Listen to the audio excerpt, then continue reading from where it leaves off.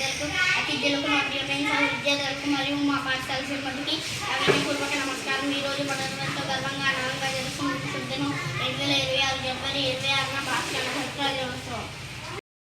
మన దేశం 1947 ఆగస్టు 15న స్వతంత్రం పొందింది. కానీ స్వతంత్రం వచ్చిన తర్వాత కూడా మన దేశానికి సరైన నియమాలు చట్టాలు అవసరమయ్యేందుకు ఎంతో కష్టపడి రూపొందించిన భారత రాజ్యాంగం 1950 జనవరి 26న అమలులోకి వచ్చింది. ఆ రోజు నుండి భారతదేశం ఒక ఆంధ్ర దేశంగా మారింది.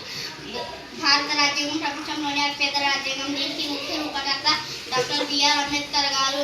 రాజ్యాంగం ప్రతి పౌరుడికి సమాన హక్కు, స్వేచ్ఛ, న్యాయం అందిస్తుంది. కులం, మతం, భాష, లింగ భేదం లేకుండా అందరూ సమానమే అని చెబుతుంది. దేశ రాజ్యాంగం కోసం ఎంతమంది మహానుభావులు ప్రాణాలను అర్పించారు. మహాత్మా గాంధీ గారు అహింస మార్గంలో పోరాడి దేశానికి స్వాతంత్ర్యం తీసుకొచ్చారు. భగత్ సింగ్, సుభాష్ చంద్రబోస్, రాణి లక్ష్మీబాయి వంటి వీరులు దేశం కోసం ప్రాణత్యాగం చేశారు. వారి త్యాగాల వల్ల మనం ఈరోజు జీవిస్తున్నాం. భారతదేశం అనేది వివిధ భాషలు, మతాలు, సంస్కృతులు, సాంప్రదాయాలు కలిగిన గొప్ప దేశం. అయినప్పటికీ మనం ఒకే దేశానికి చెందిన వాళ్ళం. ఒకే భావన మనలో ఉంది. దీన్ని ఐక్యతలో ఏకత్వం అంటారు. ఇదే మన భారతదేశానికి గొప్ప బలం. 2026లో మనం కొత్త సవాళ్ళను ఎదుర్కొంటున్నాం. టెక్నాలజీ, విజ్ఞానం, విద్యా రంగాలలో మన దేశం మరింత ముందుకు సాగుతుంది. ఈ అభివృద్ధిలో భాగస్వాములు అవ్వడం మన బాధ్యత. చివరిగా మనందరం భారతదేశాన్ని ప్రేమిస్తూ, దేశ గౌరవాన్ని కాపాడుతూ, రాజ్యాంగాన్ని గౌరవిస్తూ ముందుకు సాగుదాం. జై హింద్, జై భారత్, వందే మాతరం.